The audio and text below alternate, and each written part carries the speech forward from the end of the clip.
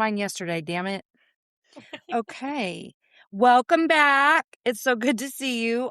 Do you have anything in particular that you want to talk about today? Because I don't, but also I have learned this much from your social media recently. Are you living in Kansas City? Yes. Okay. I guess I didn't realize you were that close. Or if you did, I had forgotten. Where are you at? I'm in Oklahoma City. Oh, okay. Yeah, not that far. Yeah. We do you know who Caleb Heron is? Mm-mm. Oh, Caleb Heron, the comedian. Yes. Yes. Yes, I Yeah, yeah, do. yeah. So we went to see him for his Casey Tenants benefit in October. Oh, And cool. it was such a good show, and we want to try to go to that benefit every year now. But it was so funny because he had us like text the tenant guy. Everybody in the audience texted the tenant guy from their seat. So it was so funny. Like, you have to meet with the tenants union. It was so fun. But anyway, I love Caleb. So whenever I heard you say Kansas City, I was like, oh my God, I didn't even realize that's where you live. But where are you from?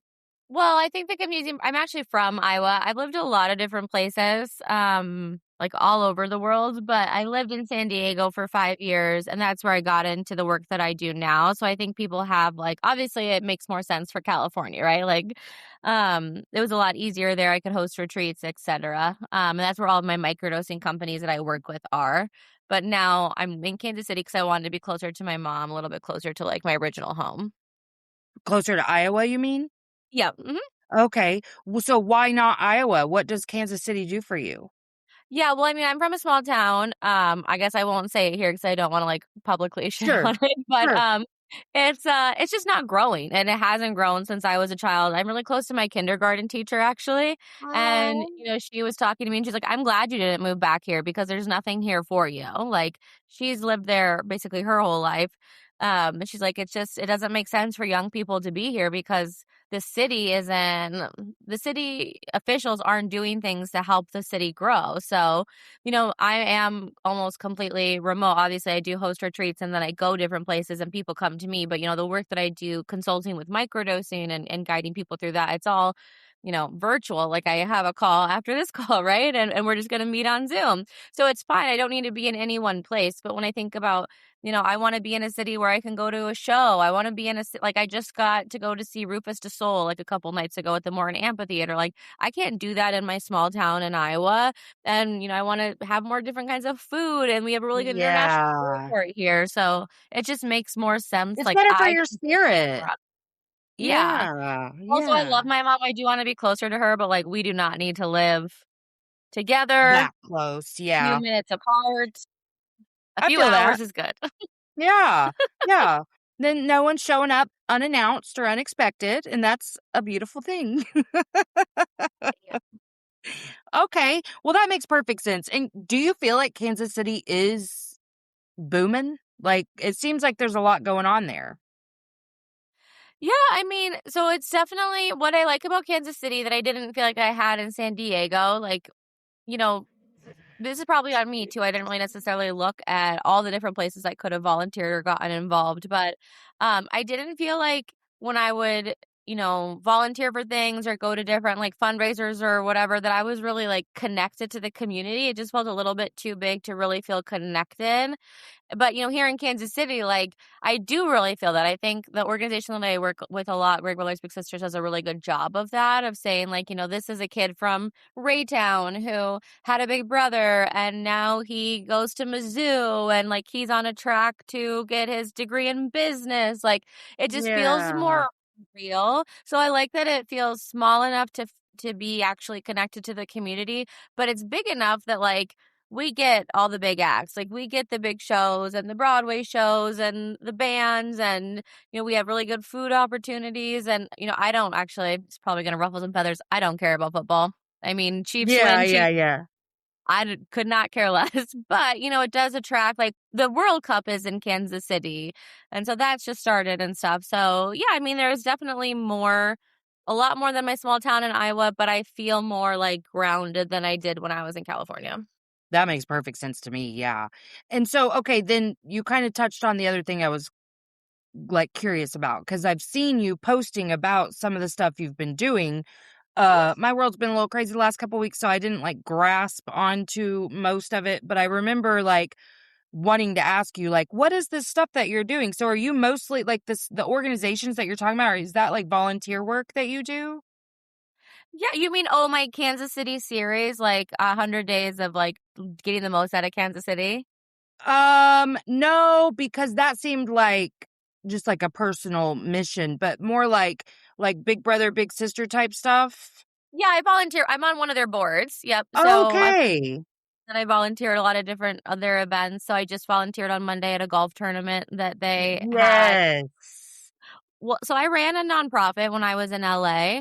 Oh, I was in San Diego, but I would drive to LA. And I learned a lot about the nonprofit world.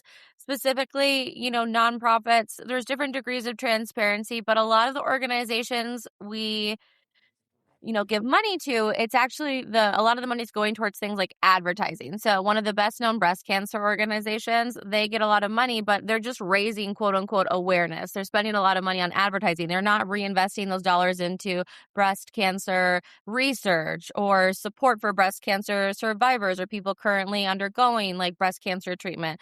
And so when I learned that, it just made me feel really gross. Um, Yes.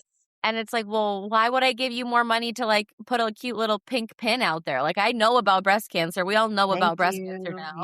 We don't need Yes. more awareness. And so what I really like about it just opened my eyes to what's really going on in nonprofit. And so what I like about Big Brother Big Sisters is that they're 100% accountable down to the penny with all the money that they receive, and that most of the money actually goes into making matches, which is what the mission is all about. It's Nice. about supporting the children. And it made me feel integrous. Like, integrity is one of my core values. If I feel like I'm out of integrity, I just like can't live with Mm-hmm. it. And so to know Mm-hmm. that I'm giving time and money and energy to an organization that is actually doing what they say they do makes me feel good. Yeah. Is that nationwide? That Well, they every branch is different. Like, not every Okay. branch can be run the same. This is particularly BBBSKC. So, I couldn't say like, BBBSOKC or Chicago or whatever if they're all doing the same Okay. thing. But when I'm I glad I moved here, asked. I reached out to 3 different organizations that people had told me about, and because I like to be able to, not that, there's one that's better than the other, but I like to be able to like focus. If I feel like my energy is all over the place, like that's not good for me. So I wanted to just like find an organization that I loved and commit to, give me my time and energy there. And so I won't want to say I interviewed, but I did go talk to 3 different organizations, and 2 of them just felt so like it just felt really loosey goosey. Like, well, what do you want to do? Or like, well, how could you help us? And I'm like, I don't, I came here like hoping that you would tell me what you needed and I would go do it. Right. Like, where am I best suited for you? Like, what?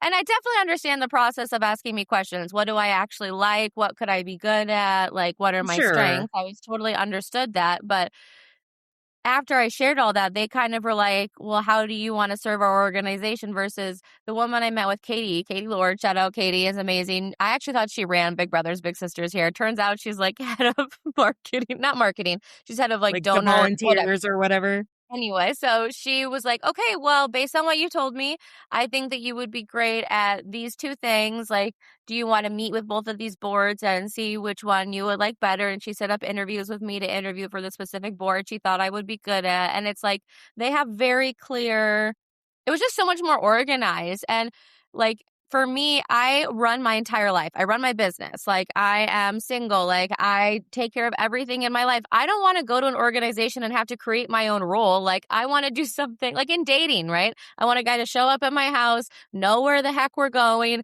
have a plan. If he wants to order for me, that's great too. I don't want to have to do one more thing in my mind. So to show up for an organization that's already like running and is just telling me, go do this, that's my dream. Yes. Yeah. Decision fatigue is real. Like, I know that like most of us are kind of struggling with that right now, where it's like, can somebody just take one of these things out of my brain and take care of it, please? Yeah, and I think that's a lot of like, that's a big ask for a volunteer. It's like, now you figure out what you're supposed to be doing. Like, that's not how this works. Yeah, yeah, I could see that. Well, but you're. Hey guys, it's me. Emotionally Unavailable is produced 100% in-house by me with no team. So if the show has ever helped you and you want to give back, subscribe to the Patreon. There's several different levels with different benefits in each. Check the show notes and you can see what each tier subscription will get you. There's also lots of fun things coming down the pipeline for the Patreon subscribers, so get in early. You can get a workbook, you can buy merch, you can do any of the things, and all of that supports the show to help it keep going. Really appreciate every single one of you. I love you so much, and I can't wait to see what we continue to do together. I'm Serena Williams, and I'm healthier on Ro. I've lost 34 pounds in a year with GLP-1s, diet, and exercise. On Ro, you can access GLP-1 options, including the first FDA-approved GLP-1 pill for weight loss. Go to ro.co/journey to see if you qualify. 14 to 20% average weight loss in 1 year in non-diabetics with obesity or overweight with a weight-related medical condition versus 2.2% to 3.1% in placebo arm. RX only. To stay informed about serious side effects, go to ro.co/safety. Bringing up a good point, because I don't know that we really oftentimes have expectations around experiences like that. Like, it's good that you even thought, oh, this isn't meeting my expectation in this way, because I and people I know, I think, would probably walk away from something like that, maybe not feeling satisfied with how it went, but not being able to identify why, and like feeling the right thing whenever you're in the right opportunity, I think is important too. So that's cool that, I mean, you've made it's a thinking point for sure. Now we kind of as an audience will be like, oh yeah, that is something to think. Some people don't care. Like, tell me, ask my opinion. Great. But I think you should know what your preference is before you enter a situation like that. So I certainly feel more aware now. I didn't even think about that. That's really cool. So I mean, what is this getting them? How long have you been in Kansas City now? I've technically been here a year, Okay. but like I said online, I just felt like for a long time I was using Kansas City as like a landing pad because I do travel so much for work. So like I would go do something and then come back and just like decompress and, work on my computer and be with my animals. But I wasn't like experiencing Kansas City in the same way that I experienced San Diego. Okay, that makes perfect sense. So you were just like coming home and staying home. You weren't doing anything. No, I mean, I do like I have some great friends here. But even then, we're at the stage like I don't really like quote unquote go out anymore, right? Like our idea of fun times, like we go to happy hour at a restaurant and then get dinner. Like it's just I'm in a different phase of my life. And in San Diego, also say like somewhere like that where the weather is very constant. It's just easier to be outside and kind of experience more. But I also, realized I couldn't say Kansas City wasn't for me if I never really gave it a fair shot either. Ah. So how intentional are you being in this quest that you're on? Like, do you have it planned, like mapped out, or are you just kind of making more attempts at experiencing Kansas City? Yeah, so in my experiment, it's documenting something like a specific activity that A, I have never done, or B, I have done. And it's something that adds a lot of like richness to my life in Kansas City. And I wanted to also share it because not that I have the largest following in the world, but I do have a public platform. And if I say, like for instance, one of the days I talked about how once a week I walk to this little bakery where they make sourdough. And it's like a great experience for me. I do it every single week. It really like adds a lot of joy to my life. If one person goes and frequents that small business, like I'm all about win-win, like I don't believe anyone can win if someone has to cut you down to get ahead. Like I believe in collaboration and collectivism, oneness. And so if I could shout out that small business and someone goes, checks it out, like that makes me happy. And I'm well, the great thing is I knew once I started talking about this, people would be giving me suggestions like, oh, you got to try this restaurant. And so some of the things just naturally happened, right? Like one of my very first ones, I got invited to go to the KC Sporting soccer game. And that was Oh. like an easy, like, okay, like, of course I'm going to document this because what a cool opportunity. Or I got tickets to Rufus, like I said. And so that's one of the days that I documented, like I've never been to Morton Amphitheater and I'm going to see one of my favorite bands. And so some of it has just happened naturally. I really believe like when you set an intention for something, like the universe wants to respond to you. And so I haven't had any problems like struggling to find quote unquote things to do. I also have, this is my San Diego one. But I have a Kansas City one too. It's like a little cafe passport. So it has all these coffee shops in it. And so that's one thing I'm going to do. If I feel like I don't know what to do that day, I'm going to go try a new coffee shop and like talk about it. Yeah. So you are doing something every day? Every day that I'm here. So I do travel Okay. a lot. Okay. Or I kind of cheated the other day on Wednesday because I had 3 things. I Uh-huh. got my makeup professionally done by a new artist in Kansas City. And then I went and got photos taken for my brand. And then I went to see Rufus. It was a very full day, but I was like, these are 3 distinct experiences. So I'm going to cheat and call them each a different day. But then it was kind of nice because yesterday, I mean, I've been spent. I've had a really busy few weeks. So yesterday I was like, well, I'm taking the day off of my experiment. Nice. Hey, and I think it counts. I think it counts 100%. Okay, so I've been in this space for a couple of years where I don't do a lot and I want to do much more, but I haven't felt motivated to do things on my own because my friends that didn't just, fucking leave, like when when you have a spiritual awakening and everyone just fucking leaves, like, the universe just has a way of clearing what's not meant for you, and it fucking did. But my friends who are still here, they're fucking busy. Like, they are not living the entrepreneur life. Not that I'm not busy, but like, I have a little more flexibility than they do. And I'm always like, yeah, I want to do more, but I can't think of anything to do. But you're giving me really good, like, ideas over what it doesn't have to, and I don't necessarily need to document it, but like, maybe I should. Maybe it would fucking inspire me more, like, well, because I was thinking, this is interesting to me that this is the very first thought I had was like, I don't think anyone would care what I was saying about that. Like, I don't think anyone wants to hear me talk about the things I'm doing. And I think that's a rude thing to say to myself. So I think it is not maybe the most loving thing to say to yourself, but I also I kind of had that same thought too of like, who cares what I'm doing in Kansas City? But I look at TikTok and it's like people care about the most, and to me, inane things. uh-huh. Like, and I think it's really beautiful the way you framed it of like, hey, you've been through a really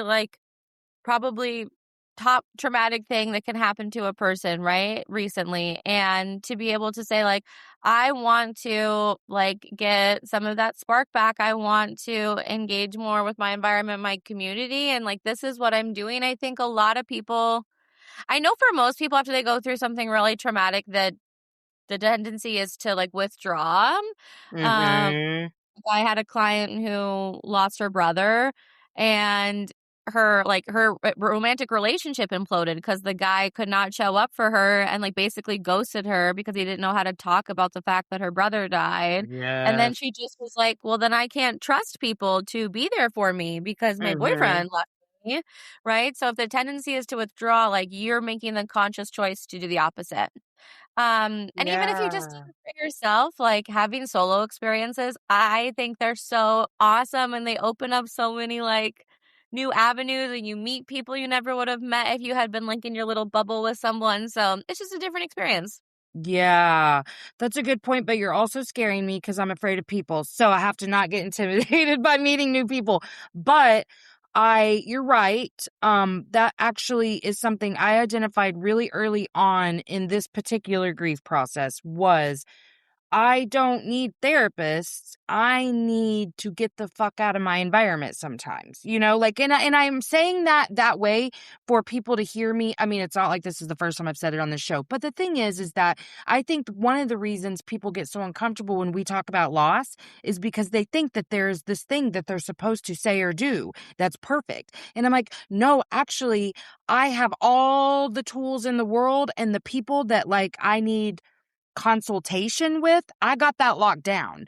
Listening, but also just being available for normal mundane stuff to get me outside of that is also a beautiful thing. But I had to learn that too. I had to learn what to ask for. And grief is so isolating, I think, no matter what. For one, because you do encounter those people that are so fucking uncomfortable with it. But also, I think that there's just this tendency to believe, which there's so much truth in this, but that nobody else could possibly understand what you're experiencing. And sure, nobody else has your loss, because like Jake only had one mom, one brother, one sister. You know what I'm saying? Like, we are individual in what we're experiencing, but if you lean into that, you lose the community that you also have. So I've tried to be very cognizant of that. And it's been it's been a process to not push people away, because that's my natural tendency.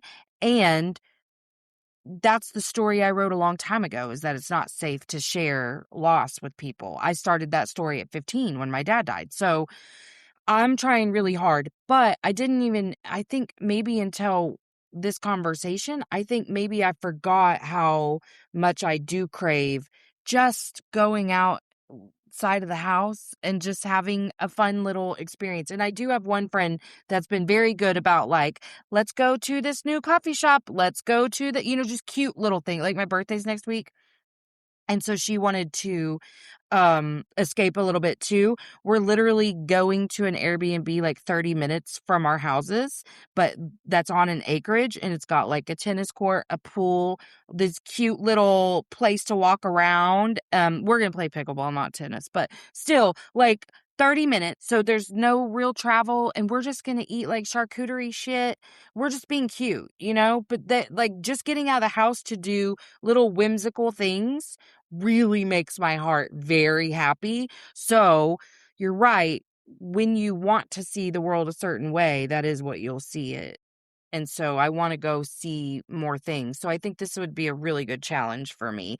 And if I were documenting it, then I would stay true to the course too. So, and you're right. I am very surprised sometimes at what videos will get my attention, and I will just fucking watch the shit out of it. I'll be like, is it weird that I'm watching like this, like, fucking high schooler do her makeup right now? Cause I'm into it. Oh, well, happy almost birthday. Happy early birthday. And, I did just want to say, I didn't mean to scare you, but I talk a lot. So I go talk to new people. If you didn't want to talk to people, like, I'm sure it would be fine and no one would be like up in your bubble. You're not shy at all. No. Oh my God, I'm so shy. I can I do will talk this to you all. shit all day, but like, you put me in a room with people, like, well, if someone approached me and had a conversation about spirituality or emotions, we don't have to know each other. I can get into that all day, every day. Anybody, just come to me and talk. But like, going and like small talk and introducing and just like learning about people scares the shit out of me. Aw, well, maybe a good muscle to flex then, Right. Ooh. We'll see. We'll see. I don't want to put any pressure on myself, because then I'll never do it. Unless I'm like challenging myself. If I set a challenge, then I'll make myself, but I don't know. I don't know if I have the capacity for that. We'll have to see. Well, that sounds really exciting. So one of the things that I've been doing, as like having like recurrent guests, is kind of asking what have you, like, what are the major things you've been learning lately, like, about yourself, about how you're interfacing in the world? Like, like, what's the astrology doing to you? Whatever it is, like, how are you, like, evolving lately? What you been going through?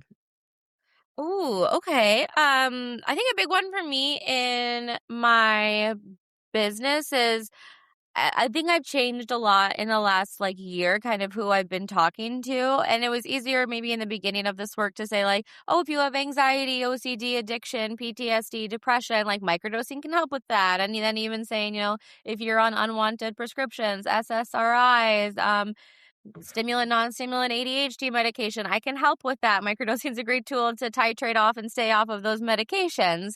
And that felt really clear. But now I'm working more with business owners, some online, but I work with a lot of people who have brick and mortar businesses as well.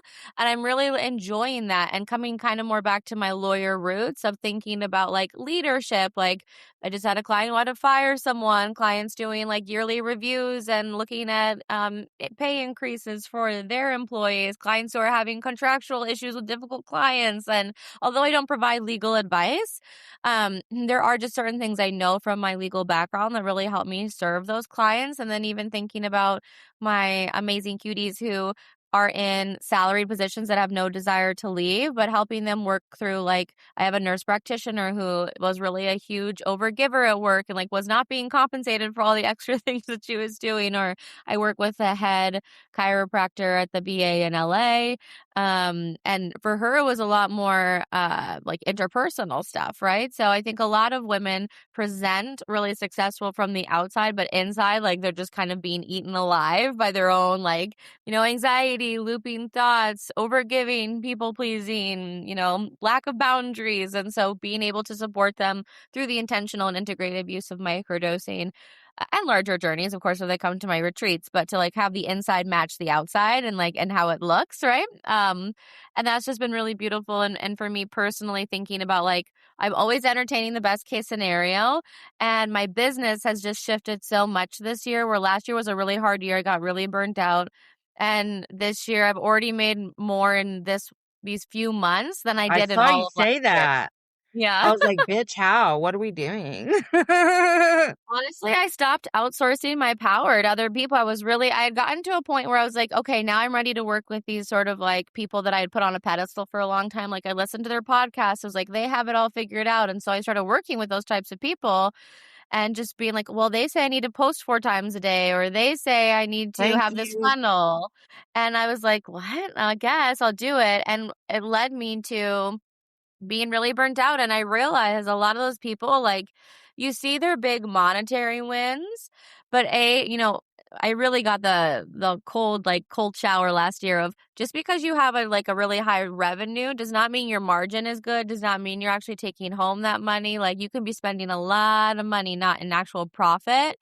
And that was a big awakening. And it was also like these people, like their personal lives, oh my God. Like I had a mentor who had given himself like a major medical condition from stress. Like, no, they never had any successful romantic relationship. Like they didn't have friends. They weren't engaged with their community. They just worked all the time. And so I was like, that is not the cost I want to bear. And so instead of looking at what I want out of my business, I thought, what do I want out of my life? And how can I then design my business around it? I heard the author of Essentialism, James Clear, talk about this, how he wrote Essentialism. It is one of the best-selling books. And we don't see a lot of that in like the self-help category, right? But everyone's heard of the book Essentialism. And he did it having a family, having young kids. And it's because he prioritized his family and his health and all these other things above this business. And so I totally changed my approach. I did what worked for me, what felt good for me. And that's a little bit of a dangerous slope because I think you have to have enough like self-trust and actually self-follow Yes. through to like say that, Mm-hmm. because like some people are going to hear that and they're going to go too hard in their soft girl era. No, baby, I still Yes. fucking work. I want you to hear that, but I don't burn myself out. So it's not like I just sit on the couch and meditate all day. I'm out here working, but I'm doing the things that work for me in a way that works for me. And I can trust myself to do the things I say I'm going to do. And not everyone has that yet. Friend, you're speaking my language because, okay, for one, I had to learn this last little bit. I don't need a guru. Like I really do have to just lean into my own understandings. And I know just as much as anybody else, especially about my own self and what I'm capable of. But there was some question in my mind about, am I over prioritizing certain things in terms of like rest and whatever? For myself right now, I think I'm balancing it well because I do have a more limited capacity right now. Like PTSD is very real. And so dealing with the symptoms of that all the time, it's a lot. And just my energy levels, they're not anywhere near what I hope that they will return to one day. But I live very limited capacity. But I do have the capacity to do certain things, and I'm doing those things. So like it's weird because I'll have the busiest day, but it will just be like doing the shit I'm supposed to do. Like even just posting today. Instagram's being weird, so I could Yeah. only post one thing. But so I still have work to do with that. But it'll be like posting my episode shit and then clients and then, oh, I've got to do some emails. Oh, I forgot I said I'd do this. And then before I know it's like 4:00 and I try not to work too much past that because I have a 12-year-old at home that I'm trying to be present for. And it's summertime. That's the thing. I feel constant fucking pressure. Like she needs to have a good summer and that's what you're supposed to do and whatever. And I'm trying to do my best with that, but without like putting too much pressure on myself. So that's a thing I'm dealing with because it's nonstop. And then just kind of looking at like, am I making aligned action in my daily life? Because I was sitting there literally questioning like, being outside is good for us. It's that simple. And trails make it easy for us to walk, bike, and be active outside in our own backyards. On the trail, we see people moving, connecting with their communities, making the places where they live great. For 40 years, Rails to Trails Conservancy has led the way, creating trails across the country, making it safer and easier for everyone to get outside. They want you to get involved. Find your trail and start your journey today at railstotrails.org/iHeart and follow at Rails to Trails on social. Am I a little too soft right now?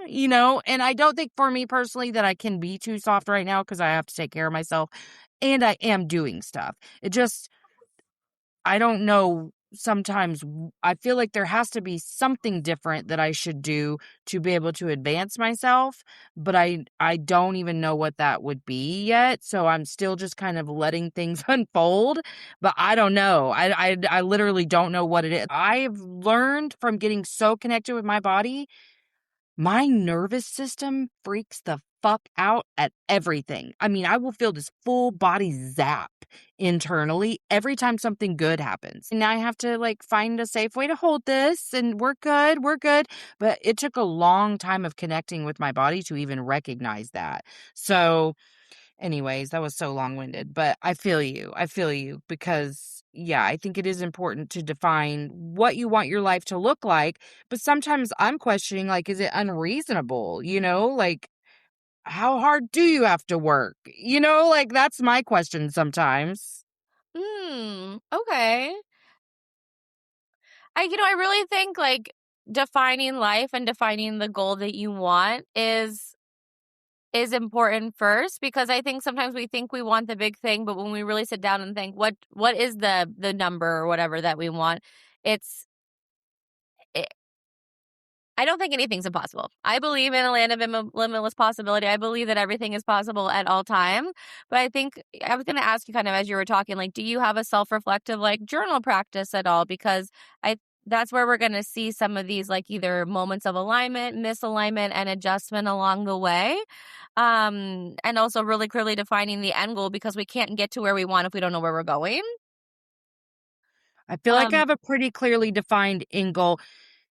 I feel like it's gotten more defined because I was shooting for the stars before. And then as I've started to like really unravel, well, what am I actually wanting from that? It's gotten a lot more compact in a good way. Like I feel like I have a very clear understanding of what I'm after here. So I do have that self-reflective practice. Probably not as much as I should. Probably Yeah, not. I hear some themes of maybe like guilt or pressure, right? And so checking in, like, how did I show up like with my daughter today? Like, what could I do tomorrow to help further the intention of giving her a great summer? And also, what do I need to show up in my business? Like, what is my like bare minimum so that when I do this, I can know like I've done enough for today, right? And just sort of always checking in and refining. And I'm curious, like, I don't know if we talked about this the last time, but have you ever microdosed before? No, because I have a schizophrenic brother. Oh, yes. We did talk about that. Okay, I was just going to ask Yeah, what you were saying about the I'm nervous terrified of system. it. Yeah, no, and that makes sense. Contraindication. I wish so much. Like, really, because I mean, I really do believe wholeheartedly that I'm getting as close to what you could get of, more enlightenment and expansion without it, as close as you can get, without it, but it's fucking hard, and I would love to just see what it's all about, but yeah, I'm terrified of it, and schizophrenia is so real, so I'm like, I'm not out of the woods yet. I'm 46. It could definitely still get me. No, and I don't think you need it, right? Like Buddha was not taking shrooms and he's an enlightened being. So I don't think anyone needs it to reach anything. I just asked like specifically about what you were sharing about your nervous system because for me that was a huge It tool, but helped that. I hear you. Yeah. Yeah, that's I honestly, I've been so grateful to be more aware of that because I had no idea that like so many nervous system responses that I had no idea they were happening even after tons and tons of work. Like this, it really took grief for me to see a lot of things because I think my capacity changed so drastically so quickly, and also tr- trying to make the most meaning out of this and learn the most that I possibly can from it. I think it's just allowed me to see things that I couldn't have seen before because my life is much slower even Mhm. than before. I mean, it wasn't crazy before because it's been a couple of years that I've, been working for myself, but it's been slow enough and so introspective, I think, that now I feel everything that happens within my body. And I'm really grateful for that because it'll tell you so much, and I thought I understood that until I really understood it, and I'm sure in 6 months I'm gonna get an even deeper understanding because that's what all like, a new pattern will come around, but it's really an old pattern. I'm like, "Same lesson again," but I am really grateful that I can feel what's happening. Yeah, I mean, the body really does keep the score, right? I'm reading that book right now, but Are I you? think yeah, I love it. Well, it's really interesting too. Like he talks about, I was just reading a passage about like the limbic system, and that's something I've been saying for a long time that microdosing or psychedelics can literally help you downregulate your nervous system because it takes blood flow away from the amygdala. But then hearing his explanation of what happens in the amygdala and that how it does promote a fight or flight response if the amygdala is activated in the limbic system. And I was like, it's just a lot of really good confirmation of like no, like, there's a lot of talk on the internet, right? Like, "Oh, calm your nervous system with this," and to me, it's a lot of fluff, but I can see that the work I'm doing, like, scientifically does downregulate your nervous system, and it's like a Yeah. claim that I can make that is, like, scientifically proven, and that just it gives me a sense of, like, I really believe in what I'm doing, it truly works, it's not fluff, it's not woo, like, it's substance. Yes, and you know what? I can super resonate with that because so much of I feel like there's this huge intersection between psychology and spirituality, and I always try to ground in psychology even when I'm being super woo. Um not I think maybe for me too because I like to know the why, and because I'm super passionate about, like, we are in a human experience for a reason, and so if I have to choose which one gets priority, it's the human me, like, I'm constantly just trying to stay very grounded in my humanness because it's easy for me to be like, let's just be enlightened beings, like, it's a very good yummy feeling to be in that just like whew, energy, but I'm a human first, so I can't bypass human feelings, and so much pressure was put in place just thinking like, well, enlightened beings, they don't get, triggered over stupid shit like this or whatever. So there was all this like labeling and the weight of that label because of what people who wear that label are supposed to do. And so now like just being like, well, a human can do whatever the fuck because you're capable of all things. So like your thoughts, I'm not going to put all this pressure over my thoughts because I can't help what my brain has decided to think for a second, because for a minute I'd be like, oh my God, I'm manifesting bad shit because I was just having some negative thoughts or whatever. So I try to like really ground in a way where I can be like, here's some woo, but here's like an actual scientific principle of why. And I feel like I live in like the best of both worlds, and that's what I try to offer.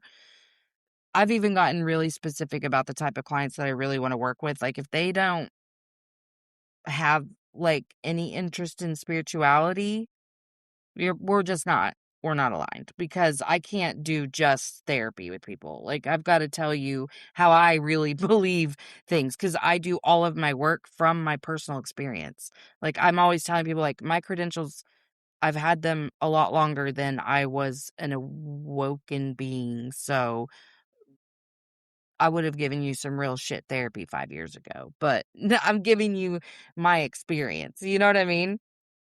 Yeah, I mean, everything has its counterpart, right? Like manifestation, principles of manifestation are proven by quantum physics. And I think having that understanding, I mean, no right, no wrong, no good, no bad, but I like having the scientific understanding. I just think it strengthens your ability to speak about the concept in the more theoretical woo way. Um, and yeah, I just, to me, like that's the deepest level of understanding when you really understand something, you've mastered it. And I would rather, like, that's my preference, right? Like mastery. Yes, yes. So what do you feel like you've mastered recently? Mm. Well, we think about like, I love what you said. I want to ground these principles of woo in psychology. So we think about, I'm really entertaining like best case scenarios lately. And when we think about what is that doing like at a neurological level, well, we're activating the reticular activating system, right? Like it's like the principle of, oh, I decided to get a green Honda Civic and now everywhere I just see green Honda Civics. I don't go down the path of like, oh, if I have a bad thought that I'm going to manifest a bad outcome. But I do think, if we're constantly, it becomes a self-fulfilling prophecy, right? I was working with a client and she's just always waiting for their shoe to drop in dating. And like, oh, he's going to show me a Ooh. red flag and he's going to leave. And she was like, do you think I'm like creating these situations where guys are, suddenly then they turn into their own walking red flag? And I was like, babe, I don't think you're creating a situation. But what I think is subconsciously happening is your behavior shifts. Like you're not meeting them in your best self because you're actually prejudging them at all times. And so you're creating and beneath the surface conflict that, yeah, then they are going to show up in that way because it's on you too, right? I think one thing that I have mastered is a sense of radical responsibility. I don't think that I'm to blame like for my dad dying when I was 6, right? I didn't kill him. But I am responsible for how I show up right now, and I could use that as a crutch for the rest of my life, and I could cry victim and say, well, I can't have a healthy relationship because my dad left me when I was 6. Or I could be a fucking adult and say, I'm going to move forward from this and take lessons. And so I encouraged her to, entertain the best case scenario, because even though it's not something that's going to be apparent to her, her energy is going to shift how she reacts and interacts and, moves forward with her adventures and dating. And if she's thinking, well, the best could happen, then that's just, it's an energy shift that we can't necessarily name or point to, but it does exist. So I don't think people are like creating these red flags out of nowhere, but the energy we're giving to something is influencing the outcome of it.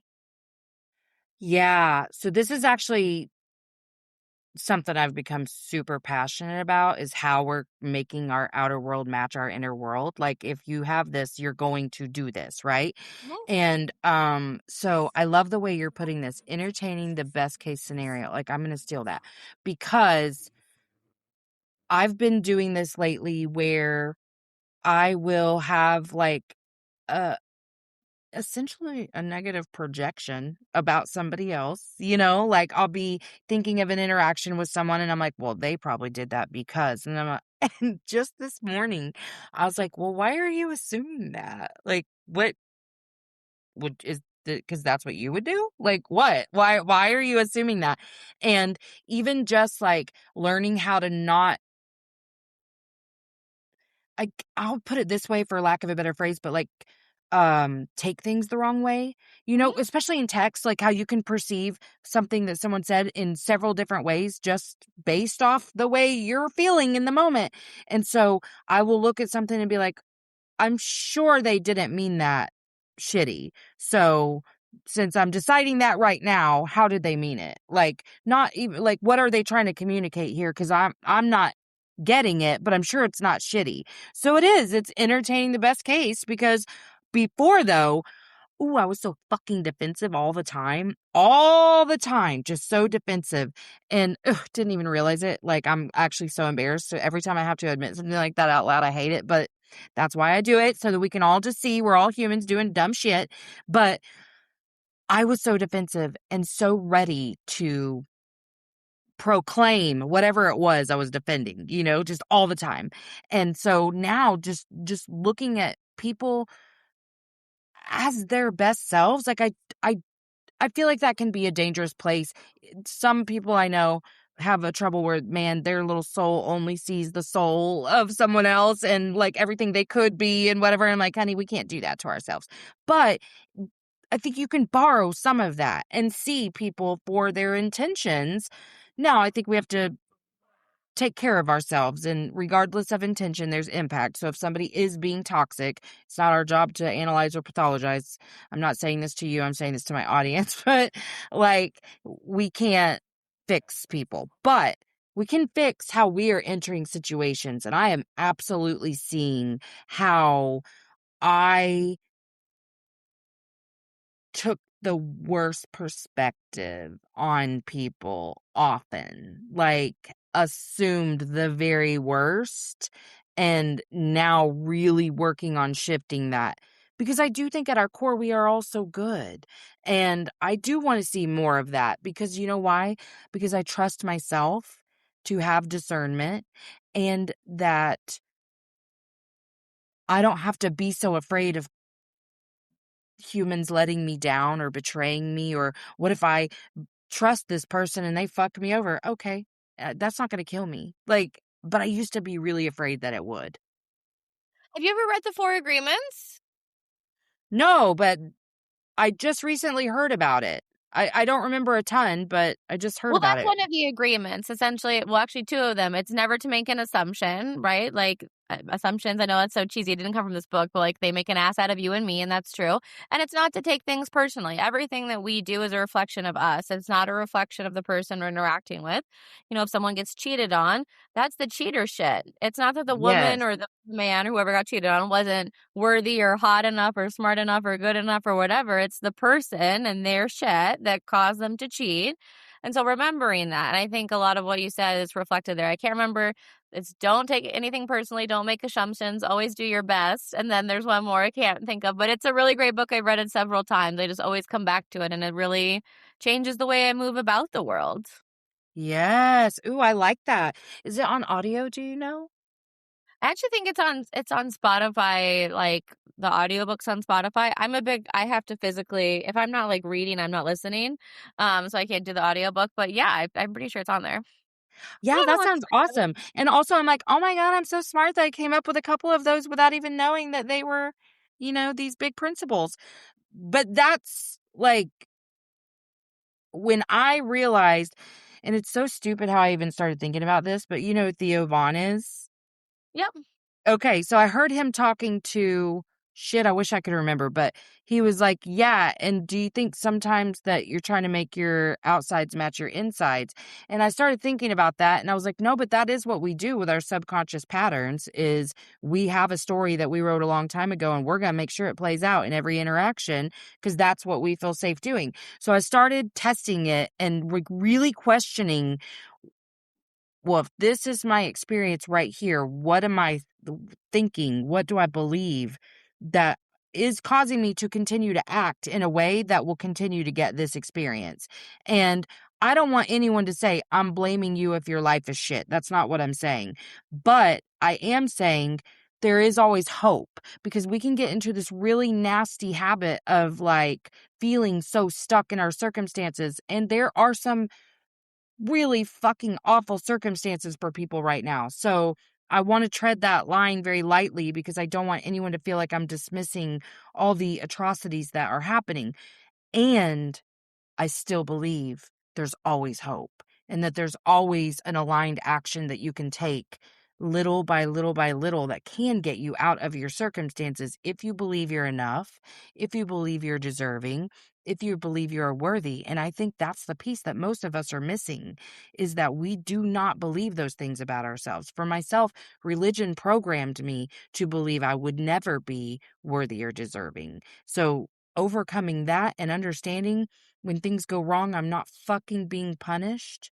And when things go right, I'm not being rewarded.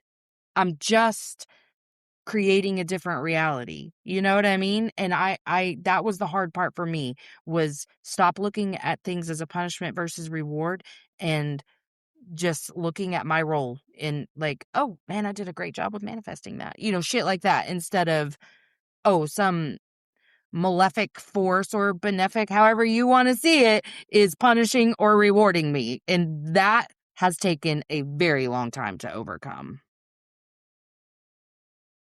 Yeah, I really like what you said about, what's my role in this. I think that's why I love the attitude of radical responsibility so much, because some people, and this isn't like a judgment, but I've seen plenty of people who really do like to be in victim, because that means they don't have to take any ownership over what's going on in their life. And I say this to my clients all the time. And if this really rubs you the wrong way, we are definitely not meant to work together. But like, after they vent about something, which I do feel is an important part of the process, it's what role did you play in this? And I don't mean something like what happened to you, like a child dying or getting sideswiped at a stop sign, right? But I mean something like a relationship. If you're in a relationship and you didn't like how it was going, everyone plays a role in every unsatisfying dynamic that they're a part of. So Yes. how did you co-create the situation, right? And being able to look at that and learn from that. Because it exists everywhere. Like, you're contributing to your negative situation at work, you're contributing to your negative relationship with your body or with your mom, or like, it takes two to tango in every single situation. Every single Aside from one. those situations that, a sudden death or a death in general, like, unless you're killing someone, you didn't play a part in that dynamic, right? Or those freak accidents on the interstate where you're doing everything right, hands at 10 on 2, you're not looking at your phone, and a truck just comes in and gets you. But we really got to take more responsibility over things, because we love to say, well, they were toxic. It's like, and you stayed. So Honey, exactly. They probably are toxic, I'll give you that, but you were too. If this was a relationship that even felt the remotest of safety in the beginning, then you were toxic too, because you can't be with someone that's not marrying you, period. Like, that's my belief. And so what dynamic in you is at play in those toxic relationships? I'm not blaming people for getting abused. I hate that we have to like make all these fucking disclaimers, but I'm talking about just relationship dynamics. Because, man, realizing that I was actually the toxic one in most of mine, that was crazy. I mean, I also attracted a lot of toxicity because that's what felt safe to me, and I loved chaos, and I only liked to gossip and bitch. So, I was really good at those things. And so the people who wanted to be in my energy were people who also liked to gossip and bitch and do chaotic, crazy shit. And so ta-da, weird, all my relationships were pretty toxic. Like, but when I realized how much I was victimizing myself, truly just because I didn't love myself and didn't deem myself as worthy or valuable as a human, that was the way I entered every dynamic. Was, how can I try to feel more, worthy? Well, you're going to overgive, you're going to overfunction, you're going to take some shit you shouldn't take, you're going to give some shit you shouldn't give. There's just all that stuff at play. So I absolutely agree that you have to figure out your role. And I mean, one more disclaimer. We're not talking about the big shit. We're talking about relationship dynamics. So that's the last thing I'm going to say about that. If it's offensive, you're just misunderstanding us, and that's that. yeah, I agree. Like, I'm not saying if you're getting abused, like, that you're, at fault for someone hitting you or emotionally manipulating or in any way. But I think for 99% of what goes on, it's like, well, they're the problem. It can be as simple as an issue with a friend. You're right. Like, well, my friend's not being a good friend. baby, like, you're also not showing up 100% in this case. I guarantee it. Absolutely. Absolutely. That was my biggest gift to myself, was realizing that. Okay, well, we both have calls after this, so remind us where we can find you. Yeah, well, come chat with me at Julie Cyvonne on Instagram, JulieCyvonne. Same thing for my website, juliecyvonne.com. But any questions, anything about psychedelics, I answer my own DMs, so you can totally pop in there, and I'm happy to chat with you. And your Instagram is very interesting, so I will be linking all of that in the show notes, and I will link our last episode in the show notes too, so make sure you guys check that out. But thank you so much for being here today. I appreciate you. Thank you so much for having me, Melissa. I love chatting with you. And, if you're ever in Kansas City again, let me know. I mean, I will. Hold on, I'm going to press stop. Thanks for coming to Emotionally Unavailable. If you haven't already, like, subscribe, and share. Emotionally Unavailable. All right, that's it from me. So make sure that you check out the show notes for links. And until next time, let's all just keep swimming. INDEPE and cut.